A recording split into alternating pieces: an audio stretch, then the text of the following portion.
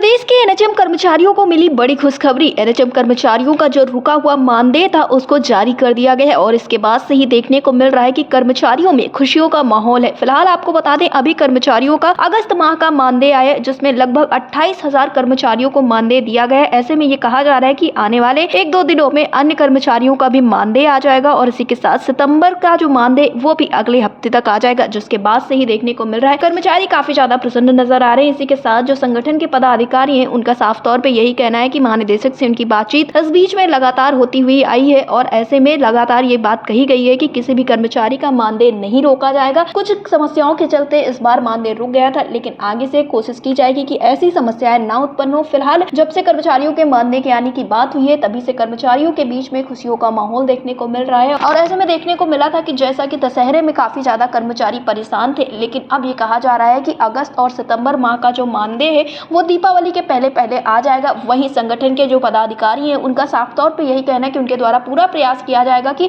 अक्टूबर माह का मानदेय भी दीपावली के पहले आ जाए। फिलहाल इस विषय पर ज्यादा जानकारी देते हुए उत्तर प्रदेश राष्ट्रीय स्वास्थ्य मिशन संविदा कर्मचारी संघ के प्रदेश अध्यक्ष मयंक प्रताप सिंह ने क्या कुछ कहा है, आप भी सुनिए। मयंक जी, आपका हमारे चैनल अटल टीवी में बहुत बहुत स्वागत है। धन्यवाद। मयंक जी, जैसा कि देखने को मिला है कि लंबे संघर्ष के बाद एनएचएम के जो कर्मचारी हैं आखिरकार उनके मानदेय को लेकर अच्छी खबर निकलकर सामने आई है, तो मैं जानना चाहूंगी जो आप लोगों ने इतना लंबा संघर्ष किया है, क्या कुछ चीजें निकलकर सामने आई है, क्या कुछ बातचीत हुई है आप लोगों की? बस इतना था कि सैलरी का शुरू से ही संख्या उससे लगा हुआ था कि दशहरे से पहले जो है सैलरी सभी खातों में आ जाए और हमारी रिक्वेस्ट थी एमडी मैडम, प्रमुख सचिव जो है हमारे, उनसे, तो उन्होंने खैर मेहनत भी बहुत की उनकी टीम ने, एमडी मैडम की, और वो भी काफी टाइम तक लेट नाइट तक जो है इस काम में लगे रहे हैं। इधर इन्होंने डीपीएमयू को जो काम दिया था फिटिंग का, डाटा उसमें सबमिट करने का, तो उसमें भी वो डीपीएमयू ने भी रात के 3-3 बजे तक जो है चढ़ाया है जो डाटा संविदा कर्मचारियों का है। तो इन सब की मेहनत का ही नतीजा है कि दशहरे तक तो नहीं आ पाई, लेकिन 5 तारीख तक मैंने बोला था कि 5 तारीख तक जो है सैलरी आना शुरू हो जाएगी। तो 5 तारीख आज है, कल 4 तारीख में ही जो है सैलरी रात 10 बजे से क्रेडिट होना शुरू हो गई थी और आ गई लगभग कर्मचारियों की। कुछ की जो रहती है वो सोमवार मंगल तक आ जाएगी।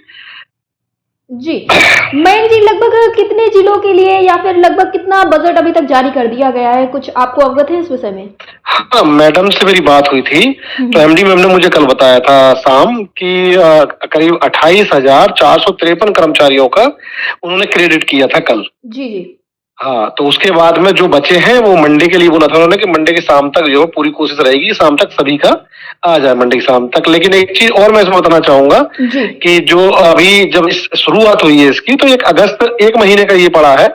अभी सितंबर का जो है, तो सितंबर का भी 3 से 4 दिन में, यानी कि नेक्स्ट वीक में ही कोशिश रहेगी, नेक्स्ट वीक में ही सभी कर्मचारियों के खाते में सितंबर का ही पहुंच जाए। जी, यानी कि मयंक जी, जो दिवाली का पर्व होने वाला है उसके पहले ही कर्मचारियों का अगस्त और सितंबर दोनों ही महीने का मानदेय कर्मचारियों के खातों में आ जाएगा।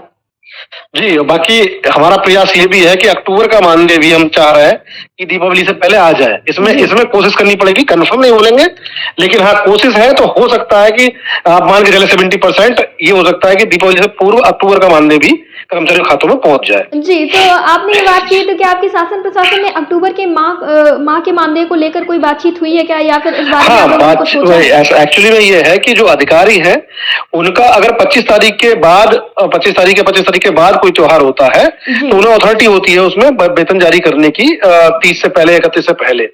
लेकिन अगर 25 से पहले कोई पर्व होता है तो उसके लिए माननीय मुख्यमंत्री जी ही कर सकते हैं, ऐसा मुझे बताया गया। तो लेकिन उन्होंने आश्वासन दिया कि ऊपर माननीय मुख्यमंत्री जी के यहाँ बात करके जो है उनके संज्ञान में डाल के इस चीज को करवा लिया जाएगा या कोशिश की जाएगी इसे करवाने की। जी मयंक जी, फिलहाल आप लोगों ने इतना संघर्ष किया, मेरा आपसे अंतिम सवाल भी है, कैसा महसूस हो रहा है? क्योंकि एक लंबा संघर्ष रहा है, आपके द्वारा लगातार बातें बताई गई कि महानिदेशक से आपकी लगातार शासन प्रशासन में बात हुई, कर्मचारियों के बीच में काफी सारी समस्याएं थी, अब कहीं ना कहीं कर्मचारियों के बीच में भी खुशियों की लहर होगी, तो धरातल पर क्या कुछ स्थितियां बनी हुई है?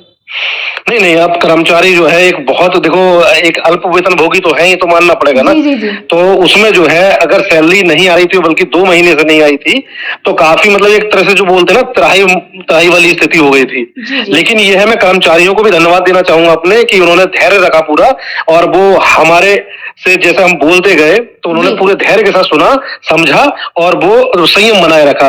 और इधर मैं अपने अधिकारियों की भी, एमडी मैडम की और प्रमुख सचिव सर की और डीपीएमयू के लोगों की बहुत बहुत धन्यवाद देना चाहूंगा कि उन्होंने बहुत कड़ी मेहनत की इसके लिए, जी। और कड़ी मेहनत का ही वो है रिजल्ट की आज जो है सबकी सैलरी, आज कल में सबकी सैलरी आ जाएगी, कल से आना शुरू हो गई है। जी, मयंक जी, टीवी से जुड़ने के लिए बहुत बहुत धन्यवाद। धन्यवाद।